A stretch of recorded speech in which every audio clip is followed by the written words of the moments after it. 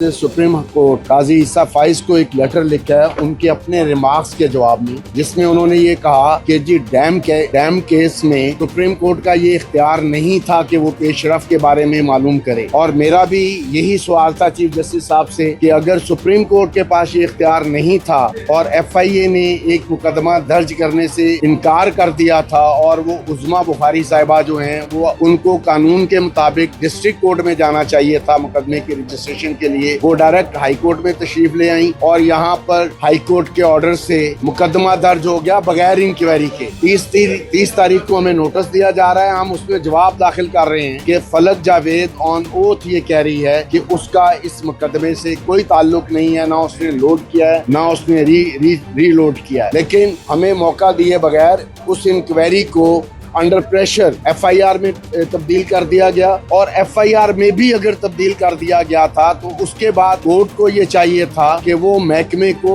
Independent inquiry करने दी जाती। अगर कोर्ट यहाँ पर महकमे के DG को बुला के या उनके स्टाफ को बुला के ये कहेगी कि जी DG साहब कहाँ हैं और उनके फॉरेन ट्रिप की डिटेल दें, हमें नहीं पता, फलां को पकड़ के लाओ, KPK का रिकॉर्ड लेके आओ, फलां का रिकॉर्ड लेके आओ, मेरे घर में बार बार छापा मार रहे हैं। मैं इनको बता चुका हूँ कि पिछले 10 महीने से फलक मेरे घर में नहीं आई है। जब उस पे कातलाना हमला हुआ था उसको यहाँ से भेज दिया गया था। उन्होंने मेरे से पूछा आपका उसके साथ राब्ता है? मैंने कहा जी हाँ, मेरे मोबाइल पे उसकी कॉल आती है। उन्होंने क्या किया, मेरे मोबाइल और मेरे बेटे का मोबाइल ले गए, जबकि मेरा उस केस से डायरेक्टली कोई ताल्लुक नहीं है। जब मैं फ्रीक बनने की कोशिश करता हूँ हाई कोर्ट में तो मोहतरम चीफ जस्टिस साहिबा फरमाती हैं कि जी आप फ्रीक नहीं हैं, आप नहीं फ्रीक बन सकते और हमारी दरखास्त रिजेक्ट कर देती हैं। अब FIA वाले जो हैं वो जब ऑफ द रिकॉर्ड उनसे बात करें उनके पास कोई सबूत नहीं है, वो सिर्फ ये कह रहे हैं कि जी आप फलक को पेश कर दें। मुझे फलक को पेश करवाने में भी कोई एतराज नहीं है, लेकिन प्रॉब्लम ये है कि हमें पहले 15 महीने गैर कानूनी तौर पे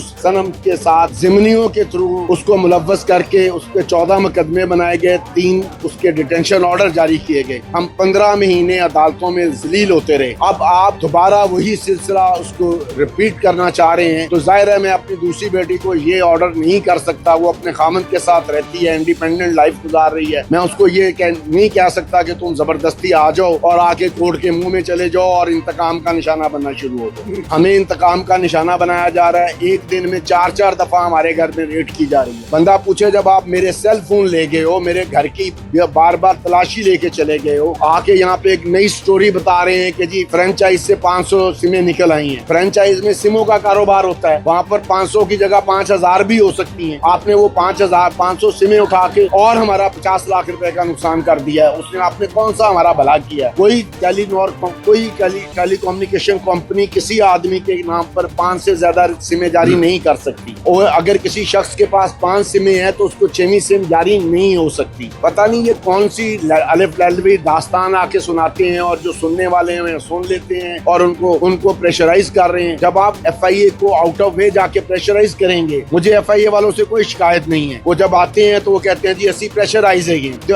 अगर आप उनको प्रेशराइज करेंगे, मुझे तो ये समझ नहीं आ रही कि chief justice of supreme court ठीक कह रहे हैं कि जी मुकदमा दर्ज करवाना या उसकी पेशरफ्त को मॉनिटर करना सुप्रीम कोर्ट का काम नहीं है, तो फिर हाई कोर्ट का काम कैसे हो गया? मैंने मोहतरम चीफ जस्टिस साहब को जो लिखा है कि जी माजी की बातें छोड़ें, मैं आज की बात बता रहा हूँ कि मेरे साथ ऐसा हो रहा है और मेरी बीवी पिछले 4 दिन से हॉस्पिटल में है और ये 20 छापे मारे हैं इन्होंने पिछले 4 दिन में मेरे घर।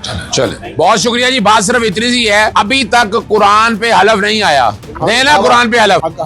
हम दावा कर रहे हैं कि अगर कोई सबूत हुआ जिसमें ये साबित हुआ कि फलक ने वो वीडियो लोड की है या रीलोड की है, हम किसी अदालत में उसके दफा में नहीं आए। सुन ले फिर क्या कहा जा रहा है कि अगर फलक जावेद ने वो वीडियो अपलोड की है, रीट्वीट की है, अगर सबूत दे दें तो फलक जावेद के बारे में बिल्कुल कोई दिफा में नहीं आएंगे। यानी पहले हलफ आ गया कुरान का, अब चैलेंज आ गया। तो उज़्मा बुखारी साहबा को और मैडम मरियम सफदर को ये चैलेंज है। और ये वीडियो लगाने का घटिया काम जो है ना जी, अगर सोशल मीडिया पे जाके देख लें तो जिसकी वीडियो लगी है, जो उसकी बॉस है ना जी, वो उसके दावे मौजूद है कि मेरे पास 900 बंदों की वीडियो है। ये इन्होंने वीडियो जान के लगवाई है क्योंकि फलक जावेद अपोज कर रही थी, अपनी बहन को डिफेंड कर रही थी सोशल मीडिया पे, इसलिए उसको और हमें अंडर प्रेशर करने के लिए वीडियो लगवाई। और वो जाली है या असली है हमें इससे लेना देना ही नहीं है। चले। क्योंकि फलक का किसी तरह भी उज़मा बुखारी की किसी वीडियो तक एक्सेस मुमकिन नहीं है, ना उसका नून लीग से ताल्लुक है, ना वो नून लीग के, ना जिंदगी में कभी वो उज़मा बुखारी से मिली है। इसलिए उज़मा बुखारी की किसी वीडियो का उसे हमदर्दी है, उज़मा बुखारी से हमदर्दी है, हमें हमदर्दी है।